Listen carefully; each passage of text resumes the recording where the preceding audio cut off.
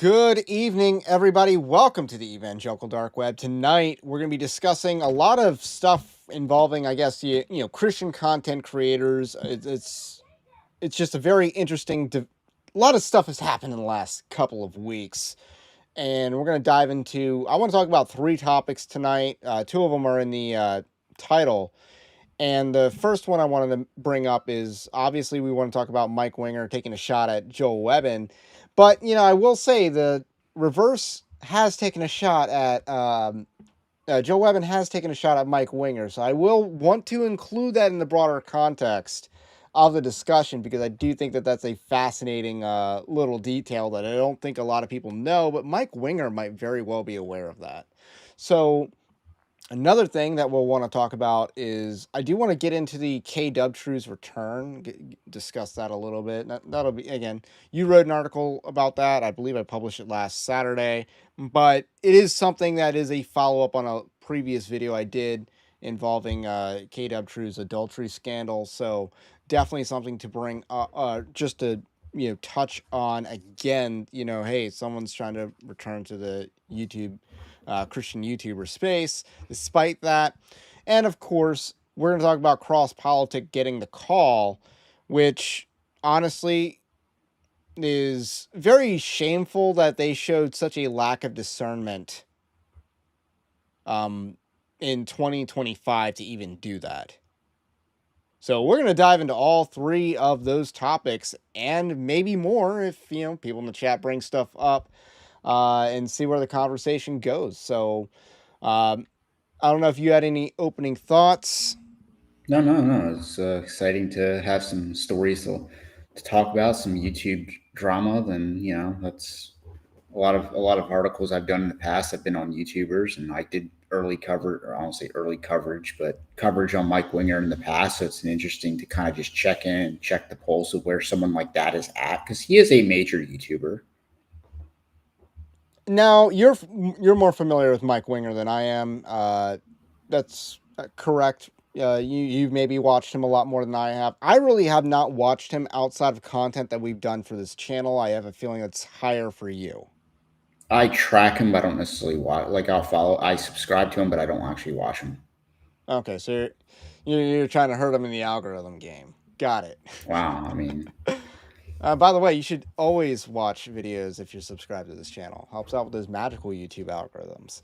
So, but the other thing you can do to help out those magical YouTube algorithms is new subscriptions. If you're watching and if you like this, really helps out. So, what I think is kind of interesting, I think this definitely plays a role into it, is that Joe Webbon has taken a shot at Mike Winger in the past. And I can't recall the video. I don't have the clip. It is something that I watched. It wasn't too long ago that he did this. And if it wasn't too long ago that he did it, it might have also been in the series that he did with Stephen Wolf, which I don't think it was.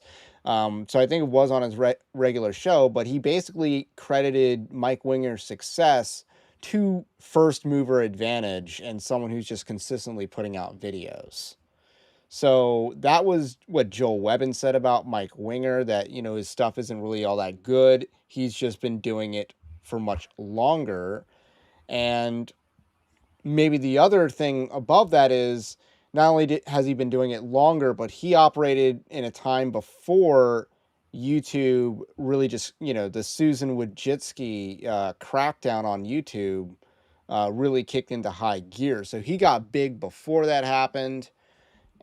Meanwhile, a lot of YouTubers were destroyed by Susan Wojcicki. And then, of course, a lot of people have come up after her, after she's since moved on. And, I don't think she's in heaven, but nevertheless, and the YouTubers that have gotten traction since this new era of YouTube that we're in, how many of them have gotten to that level of a lot of these legacy YouTubers? So, well, I mean, I'm not even sure first mover advantage is how I would describe Winger's success. I mean, he did a lot more in like YouTube apologetics, so he was kind of doing a little bit more in that space. Obviously, he was yeah, like, I'm representing Webbon's opinion yes, and maybe adding a little bit more context to it and maybe kind of steel manning the argument a little bit.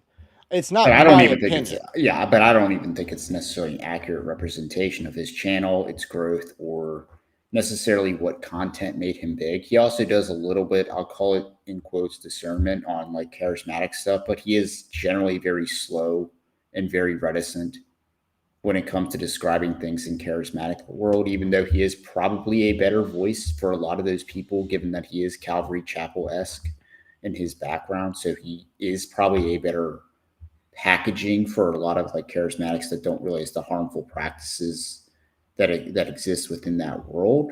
But at the same time, he is not as strong against some of the harmful practices, despite himself having suffered from them.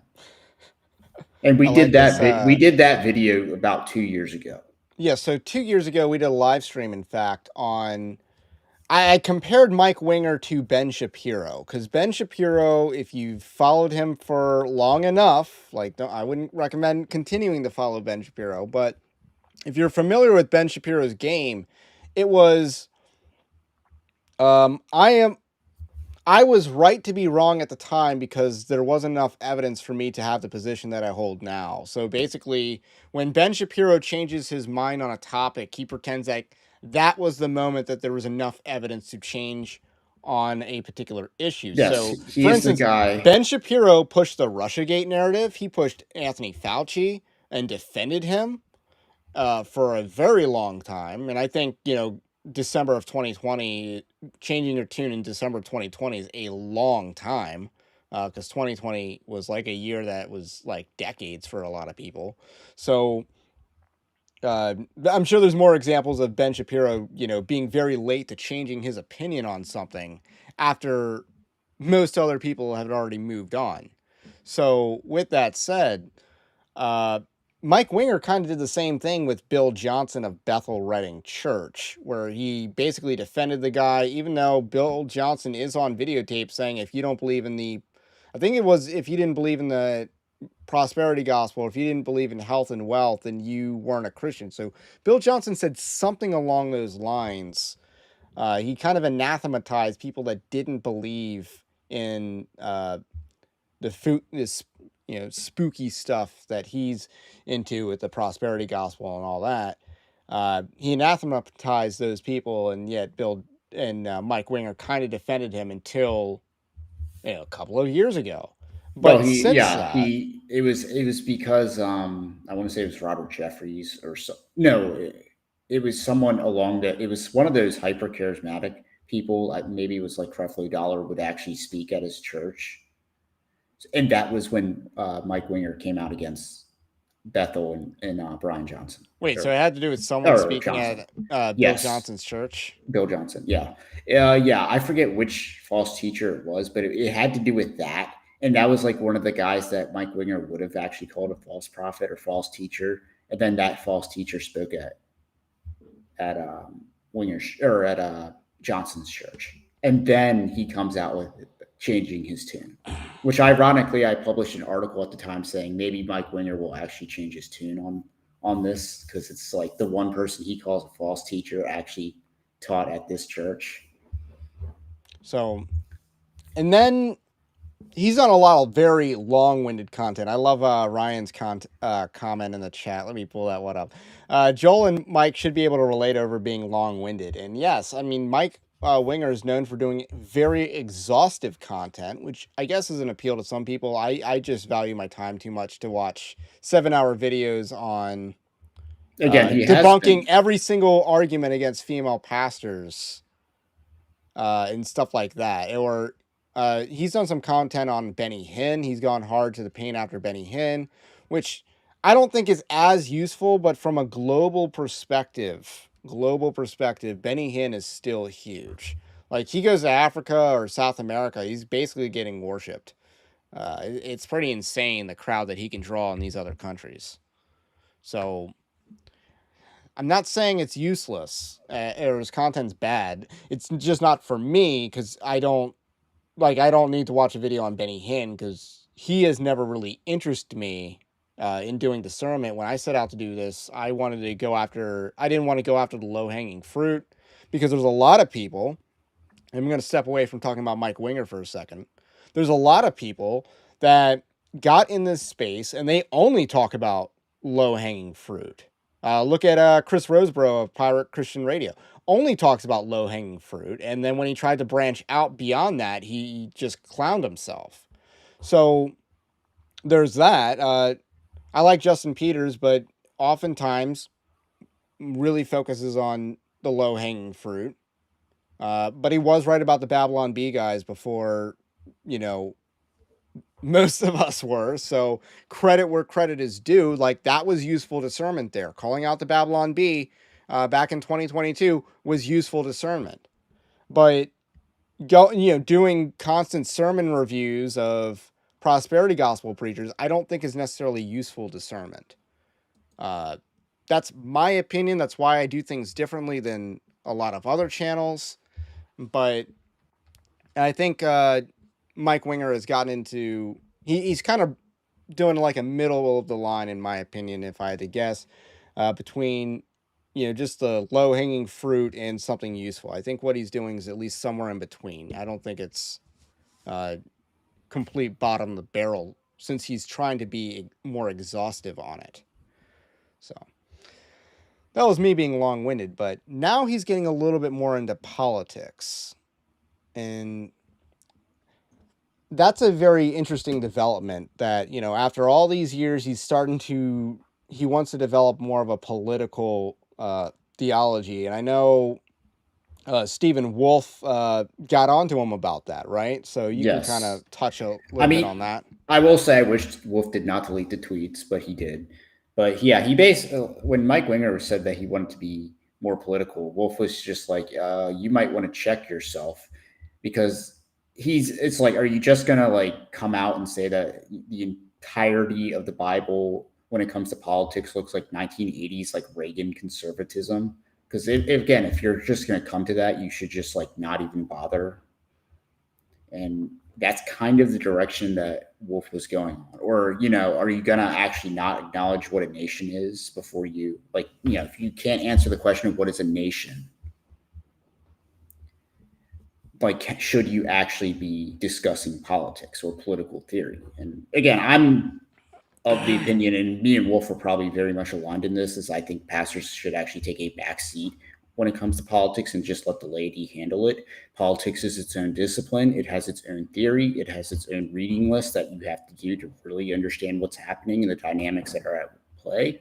And again, it's not just like political theory, it's also history. This is why things like the Spanish Civil War being brought up, is because the historical parallels are more relevant to us now versus like all the Metaxas types that will say, oh, we're 1930s Germany or whatever, or 20s Germany.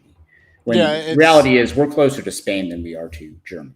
yes, but to people who do not know history, which is basically anyone who subscribes to the post-war consensus, I'm broad brush painting, but let's power through it.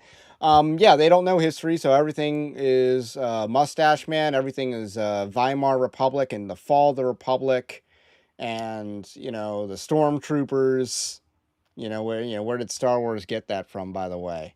But I think Russia uses the term stormtroopers too, for what it's worth. So, the baddies call their troops stormtroopers that are, they're better infantry units.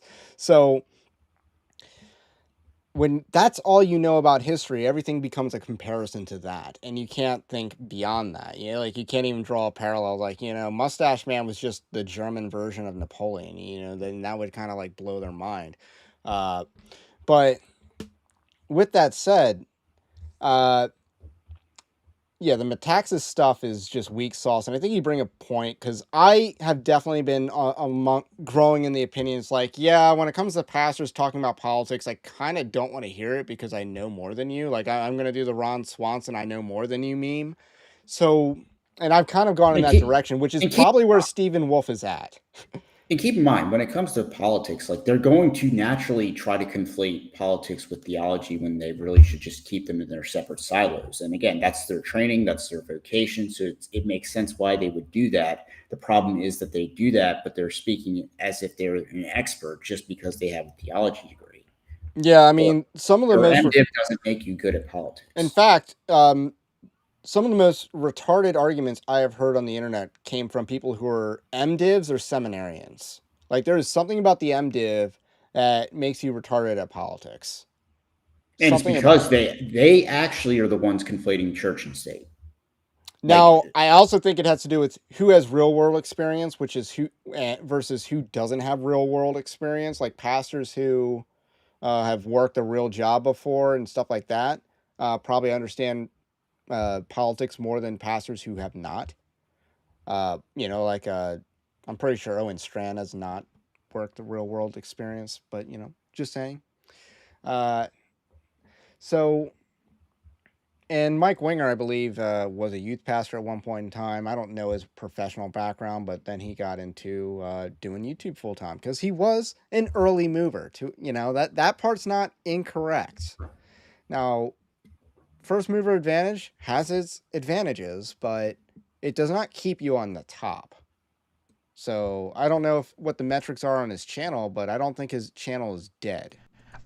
Like certain channels, like I know. And you can kind of tell if a channel's living or not based on whether it has about I call it the 10% rule. Like if it if a channel has 1 million subscribers, each one of those videos should be getting 100K views in order for me to consider it a successful video. So 10% subscriber to view count is generally how it should work. And yeah, Didymus is saying the quiet part out loud that seminaries also attract more than their fair share of that crowd. So that's especially true in Catholic circles. So let's dive into this. And big shout out tonight to not our sponsor, but our contributor, Defiant Baptist, for doing both of the videos that we're going to talk about tonight. He has written articles about. So definitely also subscribe to our Patreon-like system where, hey, we pay writers at Evangelical Dark Web. And we pay them more than what their article would necessarily bring in on a cash flow basis. So definitely support our work. And that's linked in the description below. Also have a free book, or not a free book. I also have a book at Evangelical on winning Not Winsome, 10 Commandments of Spiritual Warfare. And then free newsletter as well. That's also linked in the description below. Look at that. I have everything in the description. So let's dive in. Mike Winger. I am convinced, summary here, I'm convinced that Christians should move forward in political advocacy, that they should be more involved, not less involved, and that trepidation of, but people are going to disagree with me, people even in my own church are going to be like, I think you're off the rails here. I think what you should do is listen to them, see if there's something to learn and grow from, try to find if there's common ground, but then go forward and do the best you can to serve the Lord in these things. Don't turn into infighting where you cut off members of the body of Christ because they're maybe getting it wrong on these issues. Please don't do that. People are like, quit going to your church if your pastor didn't talk about it on Sunday. This is really reckless. This kind of like shibboleth stuff is really reckless, for those of you who know the reference. And my encouragement is don't overreact, but get your Christian values and views and stand strong in them. But there's a lot of voices who are extremists. The extremist voices are rising up. This is one of my concerns, right? If all of the wise and balanced pastors get convinced to go silent on these issues, you're only going to get the unwise, unbalanced pastors. You're only going to get the right response ministry to guide you in these things. Who tweets after those things, you don't want Charlie, you get Nick Fuentes. I'm like, are you insane? How are you doing this in the name of Jesus? I don't understand. You don't want that. So what we need is the thoughtful, careful, serious, convicted, moral fiber Christians to stand up and thread the line so that we can show, we can get out here, we can advocate, but we can also maintain our Christian values, even if that eventually gets us deplatformed for doing it. But maybe if enough of us do it, they wouldn't want to deplatform us because there's just too many Christians around here, at least in the U.S. I gotta say at that last part, like, again, Susan Wojcicki had no problem deplatforming people willy-nilly. Just saying. now I'm again, glad he survived. I am genuinely glad that he did not get kicked off of YouTube and, maybe he didn't catch a strike, or maybe he only caught like 1 strike or 2 strikes, but well, not at the his big same thing was time. more dealing with copyright infringement because I think he's trying to do content on like Joel Osteen and like his lawyers are pretty strict. So he's dealt more on that side than like actual censorship. It's more just been the copyright stuff, like So those fraudulent copyright claims. let's I'm gonna read a Defiant Baptist's tweet here that again did the numbers. It went viral. And he says, former youth pastor and current full-time YouTuber, which is maybe a slight diss at the fact that he left the church job to work on YouTube full-time. And let me just which and he let was me not just the say, only one who did that. Gavin Ortland did that, and Yeah. I think that's a disgraceful move, is to abandon your church to take Well, up now he's a more glamorous YouTube ministry. Now he's a theologian in residence at one of the worst churches in the United States. Like, it's an evil church that tolerates Russell Moore and Ray Ortland and, you know, Sam Alberry. It's a very evil church. So he calls Joel Webbon an unbalanced extremist, and he responds with 2 accusations. So Defiant Baptist has 2 points that he wants to make. First, Mike brings up statements by some Christians that if your pastor didn't talk about Charlie Kirk, you should leave that church. What Joel actually said was that if your pastor had spoken about George Floyd but refused to discuss Kirk, you should leave the church. And that is completely reasonable according to Defiant Baptist. Do you have a take on that? Again, I'm not gonna necessarily over obsessed with whether you should like judge your pastor for whether he commented on Kirk or not. I mean, again, my pastor didn't necessarily reference it by name in the immediate sermon afterwards. He did can't say last Sunday. He did the subsequent Sunday afterwards, but not the immediate Sunday.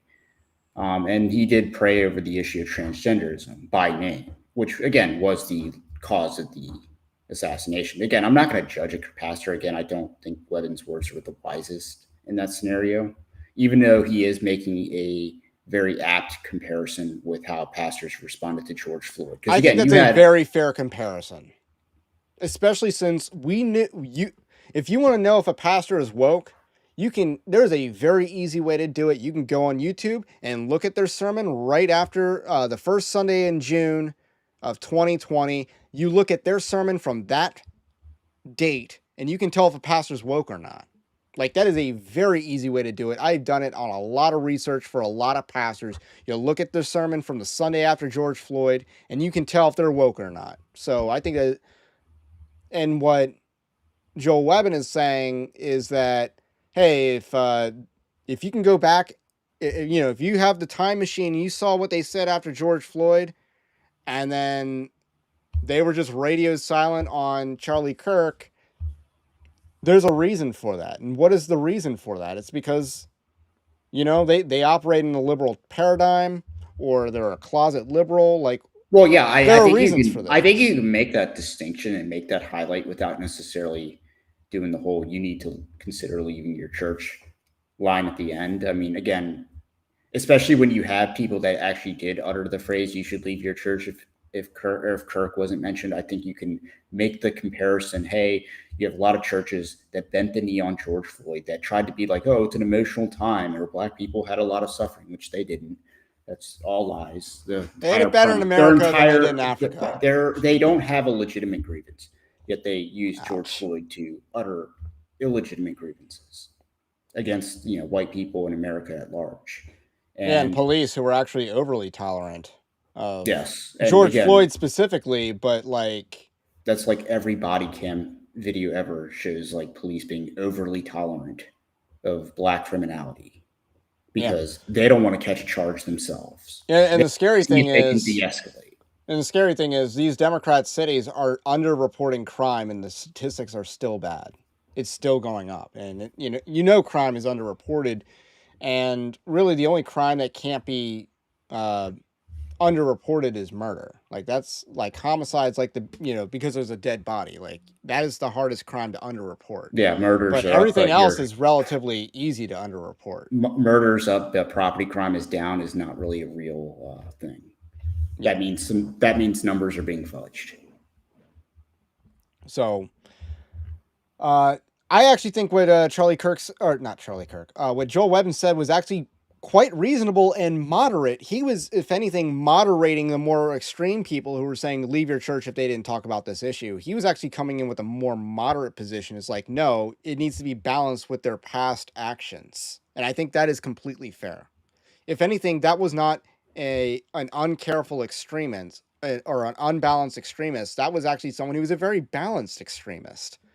So I think Defiant Baptist brings up a good point. Here's the second thing that he points out. Second, Mike Winger brings up that Joel said that you killed Charlie Kirk, now you get Nick Fuentes and Joy. Now, Defiant Baptist says that this was not a celebratory tweet, nor was it an endorsement of Fuentes. Joel is saying that the left killed the chief spokesman of the moderate rights, and now they will get someone worse. Here are your desserts, in other words.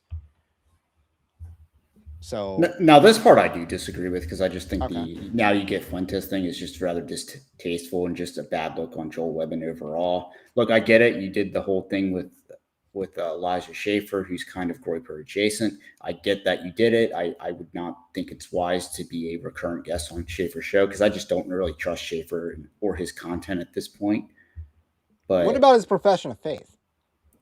He had a post a couple of days ago. I guess my frustration is with Elijah Schaefer is like, okay, he's someone who's talked a lot about the importance of coming to God, getting religion together in your life, but then doesn't do it himself. So he preaches it to his audience and then doesn't do it himself. And now he says that he's going to start doing it himself. And I find that to be very frustrating.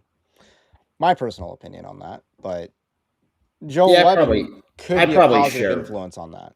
Yeah, I mean, I acknowledge that he can be a positive influence. I just do think, again, I don't trust Elijah Schaefer as a content creator.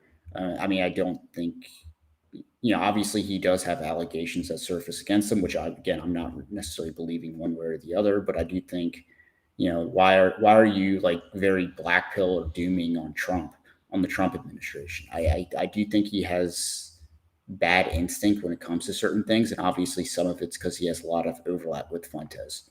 And again, I think Webbon praising Fuentes is rather I would say it would be a celebratory tweet to some extent on Fuentes, because again, the night we did the Kirk live stream, Webbon put out a tweet that basically called Fuentes presidential, which was just retarded as all get go.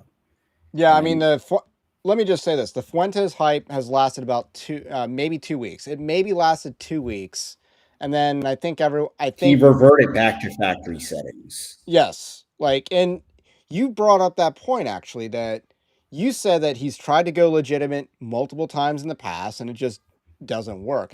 And again, I don't think he's actually capable or has the internal discipline to go legitimate, if you will, to actually want to build a coalition, not just build an audience, but build a coalition, which is required for a movement. That's actually what's required to be a Charlie Kirk, is you actually have to be a coalition builder.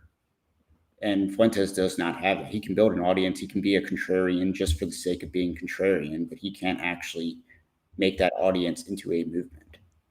And again, the slurping praise of Webbon, that is a bad look on his part. And it certainly would translate into why he's being called an extremist by Mike Winger. Because I think there's more than just one tweet where, this tweet's not celebratory, but the overall context is he's kind of making a lot of overtures towards Fuentes. Okay. I think what you're saying is a fair interpretation for Mike Winger to have on Joel Webbon. I think that is completely fair for Mike Winger to see the same things that you're seeing and come to a similar conclusion. But the overall point, the thing that he was referencing, I think was not wise of Webbon to say, because I think it's just fundamentally untrue. Webbon's not become the leader of the right. He's not. And in fact, TPUSA, the legacy of Charlie Kirk, kind of ensured that he wouldn't. And what you've seen in the aftermath is, and this is where, being something of a micro influencer myself, I can maybe speak to a little bit. But because Webbon or Nick Fuentes has been excluded from the Charlie Kirk festivities, like he's not been asked to host a Charlie Kirk show. He was not invited to the memorial service. In fact, he might have been kicked outside when he tried to attend. and Candace Owens. No, I thought she was No, not. well, I mean, Not she only was not. she wasn't kicked out, she was just definitely not welcomed there. And I think she claimed that she wanted to go to a Kanye West concert or something like that. So it was an even more bizarre excuse. So, and I think the memorial service and the Charlie Kirk show have basically that exclusion of Nick Fuentes, along with his reaction to this exclusion, I think has made it kind of clear that hey, the shine has come off Well, I mean, from his presidential moment. Within 2 weeks of that the monologue or whatever, So he was attacking Erica Kirk, like the yeah, that's widow of Charlie extremely Kirk. Again, distasteful. even if you disagree with something that Erica Kirk is doing, you could just like not speak on it and just like remain silent about it out of respect for Kirk, that you claim to have had. Like Or if you I don't even need disagree to with have something she did, I would like shut my mouth just out of respect for the dead. Also, not just the respect, but hey, if you actually have plans for the future, you don't do stupid things now. It's like you recognize, hey, that's distasteful to go after Erica Kirk, who I don't think she's acting out of line. She's someone who probably had a discussion with Charlie Kirk about what to do in the event of what just happens. They probably had that conversation as a married couple, and she's executing what he would have her do. I think that's what she's doing. And, hey, she smiled once. Okay. That's not something to make a big deal out of. So, but I think Mike Winger is more fair for this, but because I frankly just disagree with Joel Webbon on Nick Fuentes and the appeal. And the trajectory of him. I disagree with him on that. And that's fair. We can do that. But that's a pretty interesting comparison. What do you think about this? Trottle says Nick Fuentes is the Michael Scott of political acumen. Doesn't actually have that much, comes off as cringe, but just enough isolated moments to keep people strung along. Michael Scott comparison. And what Michael Scott was very good at was sales. So. Yeah, but that's still translating into action. Like the sale, you're closing the sale, you're getting the person to act upon what you just told them. So, and then the third part of this tweet that I'll want to discuss is that, and as you'll see with the captions, Winger is demonstrating the faithful, careful distinction made popular by Doug Wilson. He believes that Christian nationalism can take hold as long as we have enough careful men and conversions. So I think this is very ironic for Doug Wilson to make the faithful, careful distinction, or the idea that hey, you need to be faithful and careful, because he does not have the greatest history of being careful, but also Doug Wilson's popular because he was an edgelord. That is how he got to where he's at. He was an edgelord. So for the Moscow mood people to kind of say, hey, no, pump the brakes on the edgelording, a little bit ironic coming from you guys. So yeah, I mean that's kind of been the whole story of Moscow for the last year. Is like it's okay when we're edgy. It's okay when we do a lot of these publicity stunts. But if you guys try to do it, no bueno on our part. You guys can't do no white boy summer. It has to be no quarter of November, where we're literally going to burn a wooden bridge as a sign that we're here to burn bridges. Like, yeah, I mean there's a lot. And again, Doug Wilson is like a roller coaster. So there's good, there's bad. Like the Doug Wilson that the left sees is like the Doug Wilson I wish I saw on a constant basis. Rightio, and I think this is a good time to transition into the next topic of Canon Press, or not Canon Press. Although maybe we should bring up Canon Press, but it will come up in the next topic where Toby Sumpter, got the call. CrossPolitic got the call. And that's something to that's something to talk about. And that's kind of our next topic for this evening. So, yeah, I guess final thoughts on the Mike Winger thing. It's like, I think what Mike Winger's saying is, I don't know, I think it's a shot that's unnecessary. I think Joe Webbon's ultimately good because he's transgressing. If you're not transgressing the liberal order or the post-war consensus, whatever you want to call it, you're not being useful. That's how I feel about the situation. And you're seeing some people in the Christian influencer space, after having spent years transgressing the liberal order, saying, hey, here and no further, or hey, I'm going to just stop and plant my flag right here and, maybe punch right a little bit. And you're starting to see that come up a little bit more. And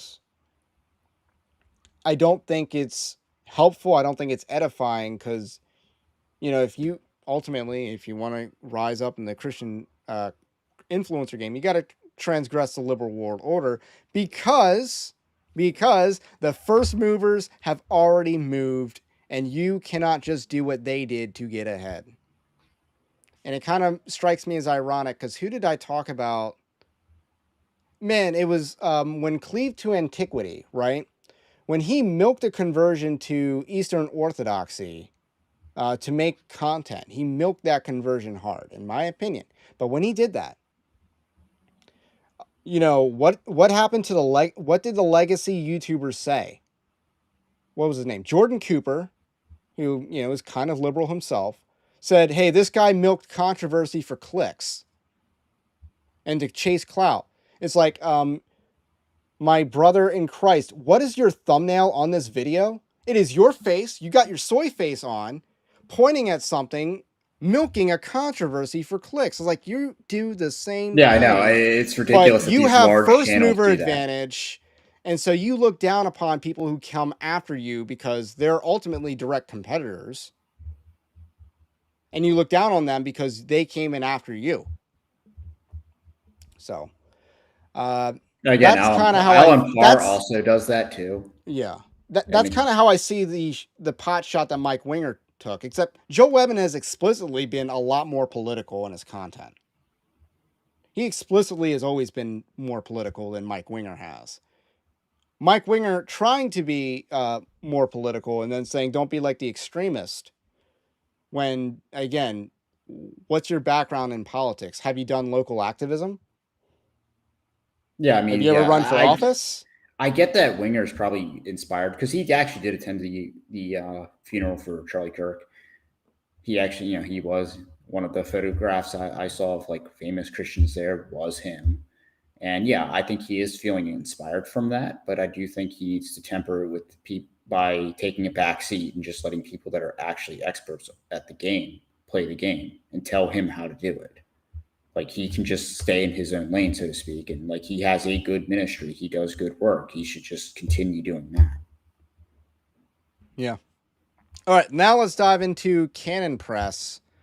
Our friends over at CrossPolitic, which is not Canon Press, but Toby Sumpter is like a church leader in Wilson world. So, in the world of Moscow. So it is worth bringing up for a second. Here we go. And again, this also comes from Defiant Baptist, our contributor for tonight. Not sponsored because we don't have any sponsors at the moment. But if you do, and keep in mind this was supposed to be and keep in mind this was supposed to be the live stream on the week Kurt got shot. Was on. Yes. So I'm actually glad that this topic kind of came back into relevance because I wanted to talk about this, and then a lot of stuff happened. So I'm very glad that between JD Hall and Defiant Baptist, this has come back into question and scrutiny, as it should, because you know what else has, breaking news this week? That that people are getting paid $7,000 to post Israeli talking points. That's coming to scrutiny this week also. So here we go. In many ways, modern Israel is the frontline defense against anti-Christian, anti-Western barbarism. So principally Islam, but to the extent that the progressive rainbow perversions are aligned with Islam too, if Israel falls, Europe and Britain are next. how does that work? Explain that for me. So that was his thesis. His thesis was that Israel is the front line, maybe you could say the bulwark against Islam and the gay. That's like quite literally an Israeli government talking point. And it could not be more wrong on its face with regards to the gay. Couldn't be more wrong on that count. That is obnoxiously incorrect. And I'm not even sure, Tel Aviv is like the gayest city per capita in the world, right? Yeah. Certainly in the Middle East. And then the Islam thing, a little bit more to break down, but immigration, largely, again, Hebrew Immigrant Aid Society, anyone? Also, who created the refugee crises, which sent a lot of those immigrants or gave them an impetus to travel the Mediterranean or travel into Europe. But Israel is helping out Druze and Christians in Syria. Well, after they destroyed they helped destroy the regime, the Assad regime. They destabilized Syria. They attacked the Syrian military, so weakening their defensive capabilities. So yeah, get out of here with that nonsense. I really don't want to hear how Israel's helping Christians in Syria, because they helped put Christians in that mess in the first place. You're not a hero if you created the problem that you're then solving. That's the opposite of being a hero. Anyway, Britain's already happening, so it's not just but Israel hasn't fallen, and it's already you already have those. So how are they the front line? Well, I think it's because they're right in front of them. It's like they're a standing. They're standing there. There's other fronts. Yeah, there's a front in France. There's a front in Sweden. There's a front in Great Britain. There's a front in Michigan. Well, and Great Britain's paying for them actually to come over. Yeah, I know. But Israel is in their backyard. Yeah, and I think Israel while Israel is there, I think it is taking more of their attention, and I think by planting a flag of broadly Western values, conservatism, and just being anti Islam. Yeah. I think they're actually helping. So what does that mean? So there are two cuts, and it just cut again. That was the second cut that just happened. So he fleshed that out and said that, there's other fronts, but he basically just made the lone bulwark argument. Bulwark does not mean you're the only one in the fight. Say you're the center power. You're in the center. You're the heavy infantry in the Roman army. You're the heavy infantry. You're the main army. And then there, cavalry on the wings. I mean, how is Israel? You got some skirmishing units. So, how is Israel stopping immigrants from coming from Libya to Italy or France? That just none of that makes sense. And again, we already discussed what happened in Syria. Of course, why are there Iraqi refugees in Dearbornistan, Michigan? We're about Palestinian refugees or Somalis. Again, I mean, a lot of these places might not even have had Israeli interference, but certainly Syria did. Right, and could argue that Iraq did as well. Well, it did. So. Yeah, I don't see, and Chocolate Knox is a real one. For the record, I like Chocolate Knox. Not as much a fan of Toby Sumpter or Gabe Wrench. And it was also famously this CrossPolitic podcast. It was Jason Farley, though, that said that Baptists were responsible for transgenderism. And now it's Eorg of the SBC Executive Committee. Yeah, he said something very similar. So anyway, so if they're the front line, you're saying do what so that they gather the attention of Islam so that it stops its drip into the rest of Western society. Right. I'm just saying. I think them existing, them just being westernized human beings, them working hard, being honest. Are they not now having families? No, I would say. Well, this actually goes into my second point. Is I think part of what I think helps this case would be the conservative resurgence that's happening in Israel. Yeah. So I see what you're saying. Yoram Hazani's conservative their liberalism has allowed the encroachment of Islam inside of their society, which is starting to bleed off. I'm still trying to figure out how it bleeds off into the rest of the West. But you're saying that they're becoming conservative creates a roadblock from more Islam bleeding west. Yes. Interesting. I mean, the Western countries can still suicide themselves. I was going to say, we're doing a pretty good job of it. So to the extent that the Western Europe and Great Britain don't wake up, and they continue to just suck the fumes of wokeness and all this kind of stuff, like they're just going to keep paying for their destroyers to come. Well, that's my argument, though. I think, Pastor, is like, I see what you're saying, and I'm saying, well, I think my faithfulness to God and the faithfulness of the West to Christ is itself the protection against Islam. And the lack of faithfulness to Christ, doesn't matter what kind of front line Israel's on, we're going to fall anyway. I guess part of the point would be, I think that the resurgence of conservatism in Israel is a sample or an exhibit of how conservatism can also resurge in France and Sweden and other places in England. But this is just such nonsense. So he's basically arguing that Christless conservatism can win, which it's not winning anywhere where it's being tried. It's being tried in Canada. They're not winning in Canada. It's been tried in the UK. They didn't win. They won Brexit and then nothing else. I mean, and Farage is, who even knows? Marine Le Pen has lost every single election. And she's going to lose a third time probably to Macron again. The lady in Italy. All talk and no action. Like, where is Christ? Or Germany especially. They run the lesbian. Look how based we are with our lesbian candidate who's munching the carpet of a Sri Lankan. Look how based we are. Yeah, I mean, they lost. Can we just talk about what even the conservative resurgence in Israel even is? Because when Netanyahu needs to form his government, he essentially makes a deal with the ultra-Orthodox sect of Israel. So that's how that might be the resurgence he's talking about. And those are like the freaks that wear the hats. Those are the people that spit on the Christians, like those sects of Judaism are the spitters. Yes, because I believe Netanyahu used to not make the deal with them. He used to make the deal with like the center left, didn't he? I don't quite know. I just know that he's had to, he's a creature, so he's also, for what it's worth, parliamentary democracy is the worst system of government ever devised. Just saying, it's failed everywhere where it's been tried, especially the United Kingdom. But what's the basis for saying that?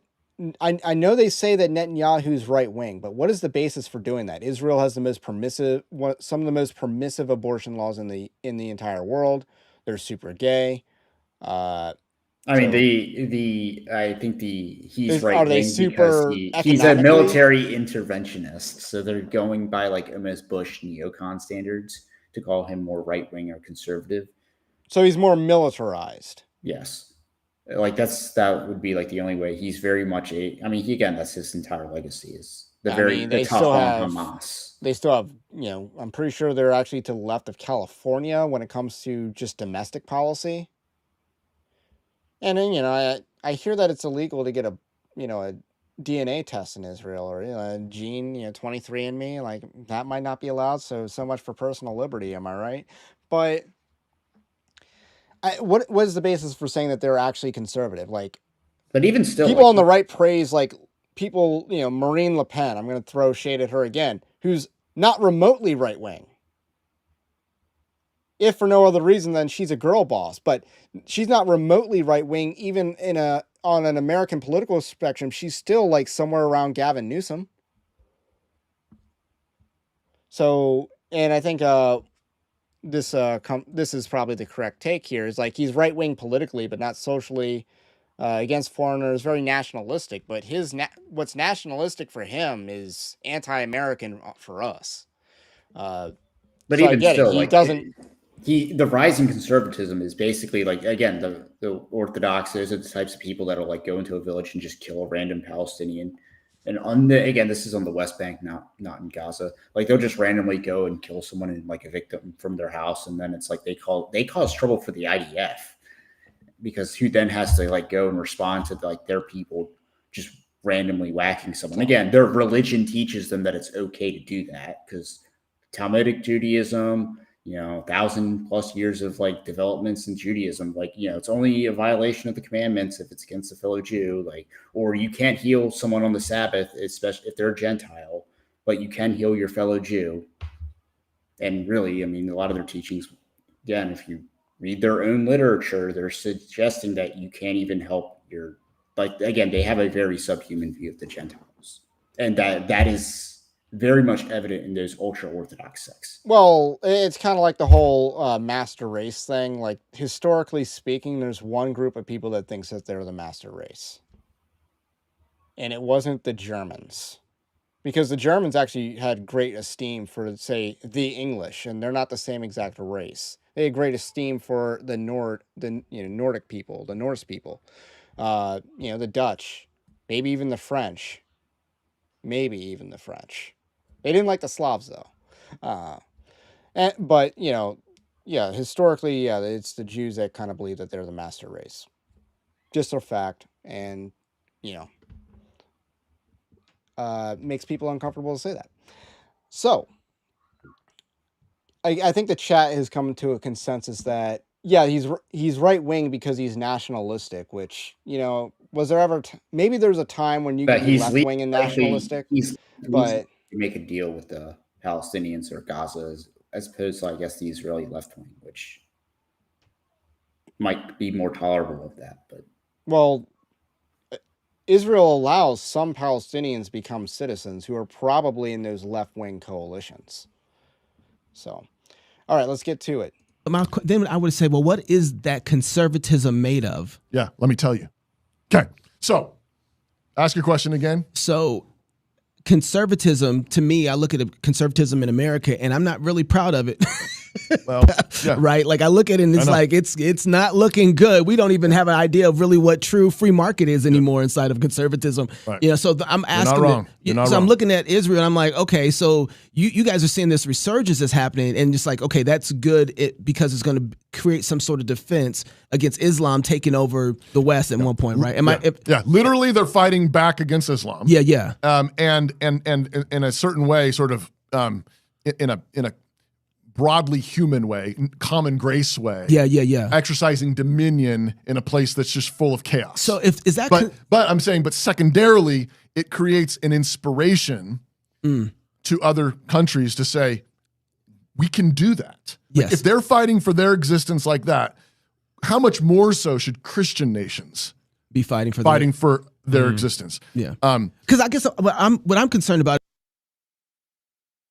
What is one of the biggest hindrances to us being able to fight for our nation here in the United States? It is Jewish influence, because Jews bankroll the Democrat Party. They bankroll them. Yeah, Democrats have a funding advantage in every single race since Obama. They have had the financial advantage, and maybe Bush had a financial advantage, or maybe he didn't, but they've had the financial advantage. Actually, it's because Obama switched away from using the presidential fund, because you can, every year when you file for taxes, you can pledge $3 or whatever to the presidential campaigns. It's the only, and they do that as a way of designating where your dollar goes. Like, hey, you can have some control over that. And, it used to be that the federal government paid for people's presidential campaigns, but now they can outraise what the federal government can provide. So now there's just all this unused money. But yeah, Democrats have had the funding advantage for over a decade easily, and that's bankrolled by Jews. Just a fact. And again, the flip side on that is you got the progressive Jews on one side, then you have the Zionist Jews on the other. So again, a lot of our politics is basically just Bolsheviks versus Zionists. And the Zionists will do everything they can to keep us fixated on one foreign country instead of fixated on things that matter most, that are domestic. Again, you saw the entire month of June was politically consumed over Israel versus Iran, when it should have been focused on immigration. It should have been focused on fixing the H-1B issue. Obviously, you had the BBB that needed to get passed for the taxes. So again, a lot of domestic issues get shoved to the side and lose attention and lose focus in favor of foreign issues, foreign entanglements. Yeah, it's a very good point that because our politics is so fixated on a foreign nation, which I think places America as subservient to that nation. If our interests have to be subservient to their interest, if our politicians are saying we must bless Israel in order to receive the favor of God, or their God, I should say, yeah, that basically hamstrings our entire capability to save and bring about the political reforms that we need here. And we haven't even, and I have to actually mention that the members of the Likud party wrote an op-ed in the Wall Street Journal advocating that America takes in the Palestinian problem. So again, yeah, Israel is more than happy to export their problem somewhere else. And they're okay with us taking that problem on. Right. So, yeah, what Toby Sumpter said there was super dumb. It's like conservatism that is without Christ is not going to have a very long-lived success. It's true. It's true. Which is why it's important that number 4 be they've got to find Christ. Yes. So then looking at that conservatism, I'm saying, if, and I'm trying to look at it this way, if a pagan nation decided to say, listen, here's what we're going to do. We're going to punish homosexuality. Yep. We're going to get married and have kids. Yep. And we're going to try and create some sort of equality under the law, right, the best that we can. Right. Like that has some sort of residue. Yeah. I don't know how long that's going to last, or if you can get that inside the people, because you got to have a moral people to be able to do that. I know. So there's all sorts of these things that are wrapped into that I'm like, but that's kind of what this resurgence is trying to do. Become Christian. Well, yeah. They don't know that. They don't know that yet. But they're So they don't know that they're becoming Christian. And let me just say this. This is one of the other talking points about Israel that's trotted out by Zionists. It's like Israel's the nation with the fastest growing church. And you know what they do is they choose a starting line that is super favorable to their cause. And it's like 1950 sometimes. Usually it's like 1956 or something like that, or 1960, as a starting line. And be like, hey, look how much the church has grown here. And it's like, it was 16% Christian in British Palestine in 1936. So 16% Christian. It's under 2% Christian today. That's not growth. That's shrinkage. That is George Costanza shrinkage. So it's just one of the lies that they tell themselves. And they also say that the church is booming in Iran, which, again, where's the data to really support that claim outside of like normal population booming just in general? So there's a lot of claims about the church overseas that it just statistically is not backed up. So I don't know what you make out of that last claim there. I mean, again, it'd be nice if people like, I don't know, Ambassador Huckabee would actually share the gospel when they're in front of a crowd of Jews, rather than like fillet them with the Bible. And again, apply New Testament passages to Jews, which don't apply to Jews, but apply directly to Jesus. So it's kind of hard to convert them to Christianity when you basically make the entire Bible about them and not about Christ.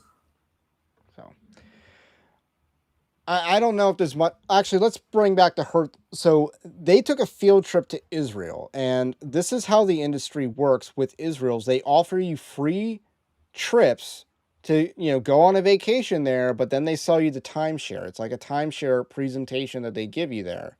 And the Herzl Institute, which is named after, I think it was Theodore Herzl, who was like the OG Zionist. So this is organization named after the guy who came up with the modern political theory of Zionism in the early 1800s, I believe it was early.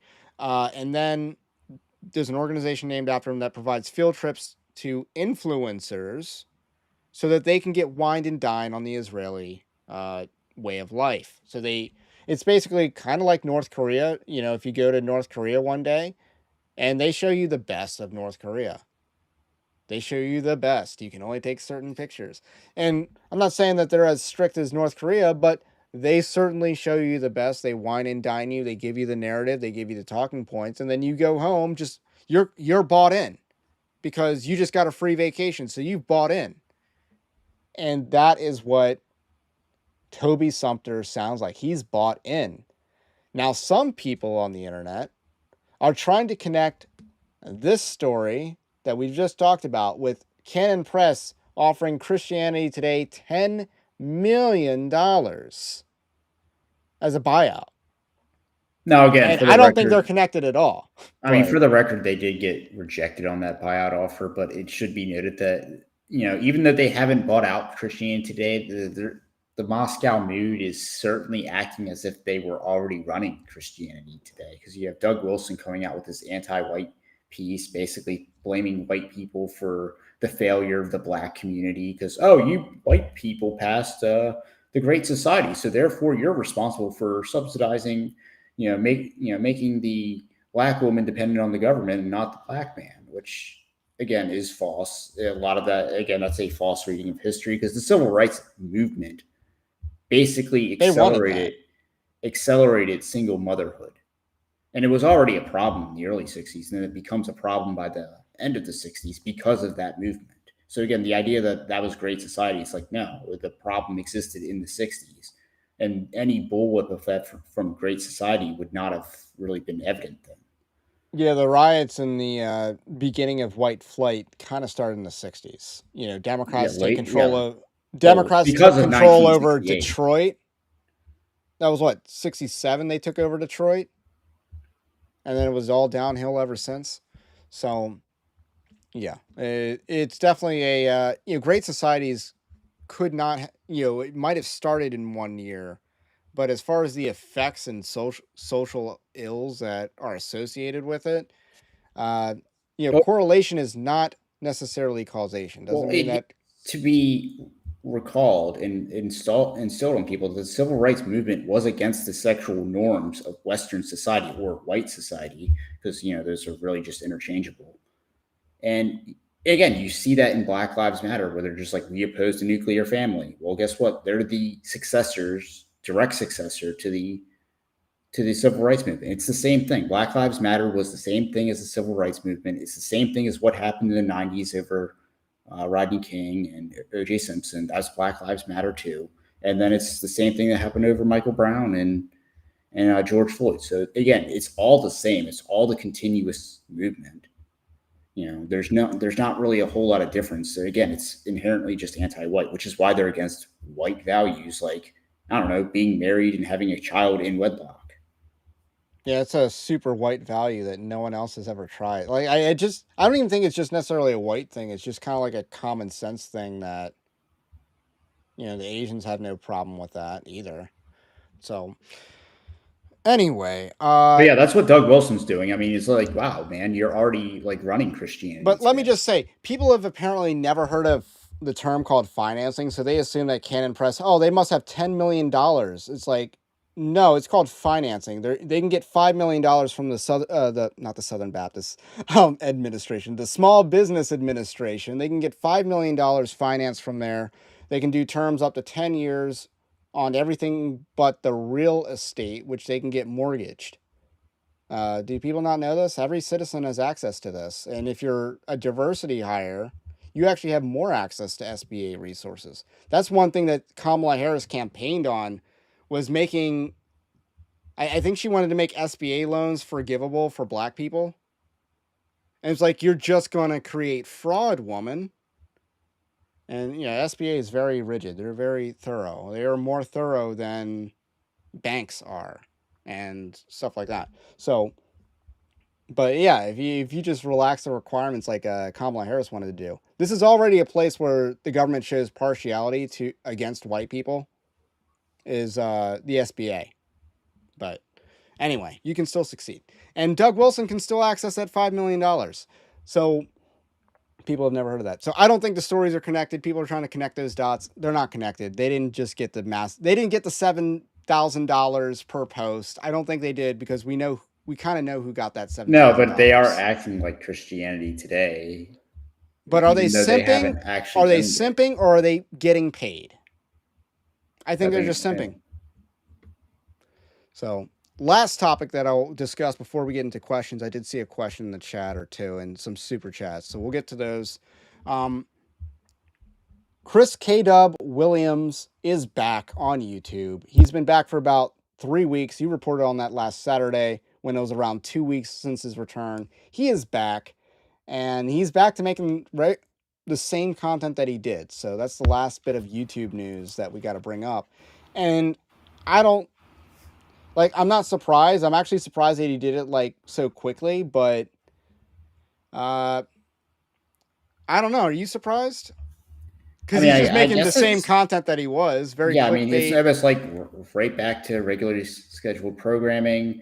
He does not do anything to address the scandal. He just kind of leaves it where he left it. And again, I'm more surprised that his channel has actually seemingly had success in his return. Because again, he left a lot of question marks on the table. I mean, obviously in his rebuttal or response video, he denied the primary claim that he committed adultery, which he denied, and suggests that he just had an emotional affair, which again, I would not say is tantamount to adultery. We definitely need to have a conversation as a church about whether, what is considered an emotional affair, or is the concept real? Like, we need to have a conversation, or can it be backed in scripture is what I mean by when I'm saying it's real. We need to have a conversation in the church about that. Yeah. What is it? Where's the line? Is it a biblical concept? If it's not a biblical concept, we have to have a conversation. No, where are there actual images being exchanged between the two? Like, we don't even know. And again, a church stuck their neck out on this allegation. So there's also that major question mark that's still left, because they basically did say he did commit adultery. They said and they excommunicated him. Yes. That was a letter of excommunication. And again, having a church excommunication over your head is something that, I guess you can just return to YouTube and it's no big deal. And, but he is targeting a specific audience that does not care. His Twitter audience cares. His YouTube audience does not care, because he has two separate audiences. On Twitter, he was trying to appeal to the anti-Christian nationalist. He was trying to appeal to the reform bros using tokenism. But on YouTube, he's just, the black guy that doesn't like TD Jakes is his target audience. Yeah, he goes after a lot of the low-hanging fruit that's often like black charismaticism and black prosperity preaching. Which I don't think is necessarily useless content, for the record. But anyway. But it is ironic that he has in a world he's critiquing, they do a lot of like adultery, remarriage, divorce, all of that stuff, and like he's kind of like going through the same thing on his end, and just without the prosperity preaching. Right. Alrighty. Let's get into questions. I'll do a last call for questions, so get them in as I look for the words of the people. Let me get some of the. There's a $2 super chat. If you aren't careful, you'll overtake Moscow. Maybe if one you aren't day. a careful man, you'll overtake Moscow. Maybe one day. And then another one. Super chat, another 10 Canadian dollars. Not to be cynical, but if Wilson's progeny keep marrying Christians with Jewish blood, eventually they'll have enough to reap those sweet, sweet extra blessings he thinks they're entitled to. Yeah. Good point there. All right, here we go. Ethbach. How should I respond to a friend saying Jews control the world? And also, what should I do if my elders in the church is a big Israel supporter, but my pastor is neutral? Well, I mean, let me start. I think the latter thing, you just don't do nothing. I think that is a good situation compared to a lot of Christians out there. You have a pastor that's relatively neutral, and maybe what kind of Israel supporter is the elder? Are they like, hey, if we don't support them, we'll lose the mandate of heaven? Like, what type of Israel supporter? Or is it, hey, they're just the only democracy in the Middle East, and therefore we got to support them because democracy? Are they that type of supporter? So that does matter. I mean, I would, again, with that elder, let's assume he's more the latter description, where he's like, we got to support Israel, world's greatest ally, trademark. I would probably pursue an angle of like America first. It's just like, a lot of times our interests are just not aligned. A lot of like they want to send Palestinians to America when we don't want immigrants coming into America, especially not Muslim immigrants. And oftentimes our Congress cares more about Israel than they do about Americans. And they demonstrate this every single day. Like when Mike Johnson Mike Johnson's Speaker of the House, so you can invoke his name and he's not some fringe, he's not like a Marjorie Taylor Greene. It's the speaker.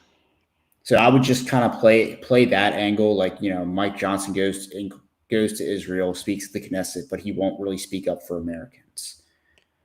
Right. So I would play that angle. And again, J.D. Vance's comments on Israel were just like sometimes our interests are aligned and sometimes they're not. And when they don't align, we have to go with America first. So I would play that angle. Yeah, and maybe point out Ted Cruz as an egregious example, but I actually think you're probably in a good position. Don't overthink it because, the grass is not necessarily greener on the other side. You have a pastor that you say is neutral. So let's go to the first part. Yeah, How should I respond to... Okay, you got the first one? Yeah, so again, for the Jewsburg that believes that Jews run the world, well, let's just actually point out the fact that even if they did run the world, that they're actually considerably in a weaker position than they have ever been. Like so you're discussing whether they're black pill Spurg, if they're a black pill Spurg. Well, right? Let's assume that they are because they're doing the whole. They control the world. They control both sides. But I would just say that they're as weak a position as they have ever been. Zionism is on its way out. That's done. Like they're a dying breed as far as the politicians go. They have just bought TikTok though. Yeah, I mean they still have a lot of resources at their disposal, but politically they are dying as far as their influence goes. They've lost Twitter, so they've lost entire avenues. YouTube has kind of rolled back a lot of its censorship regime as well. So, I mean, they don't have nearly as much control over the flow of information. And that's why the reason why YouTube rolled back its censorship regime is because they no longer have a Jew in charge of it. Yeah, but that's why they're lashing out as much as they are. That's why Israel is going through all these efforts to change the hearts and minds of America. It's not because they're doing well or in control. It's actually because they're the opposite. They're not in control. Let me just say this. Like, I don't believe in secret cabals.